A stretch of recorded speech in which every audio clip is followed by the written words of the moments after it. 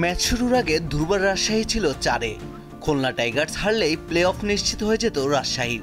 তবে খুলনার পা পিছলে পড়েনি।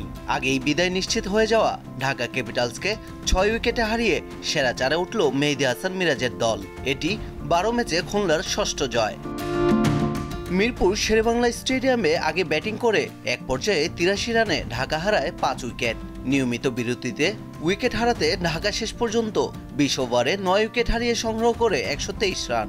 দলের হয়ে সর্বোচ্চ 37 বলে 58 রান করেন তানজিদ তামিম। দ্বিতীয় সর্বোচ্চ 20 রান আসে সাব্বির রহমানের ব্যাট থেকে। খুলনার হাসান মাহমুদ 4 ওভারে 5 রান দিয়ে শিকার করেন 2 উইকেট।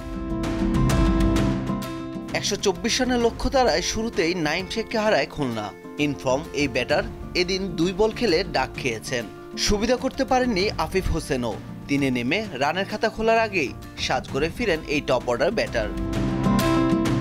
55 বলে অপরাজিত 74 রান করে দলকে জিতিয়ে মাঠ ছাড়েন মিরাজ। এই ইনিংস খেলার পথে 33 বলে স্পর্শ করলেন ব্যক্তিগত 50 মাইল ফলক। 6 উইকেটের জয়ে 12 পয়েন্ট নিয়ে গ্রুপ পর্ব শেষ করল খুলনা। সমান 12 পয়েন্ট দুর্বার রাজশাহীরও।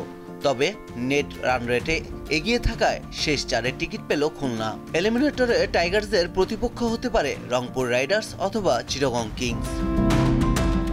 পারভেজ খোকন, দীপ্ত স্পোর্টস।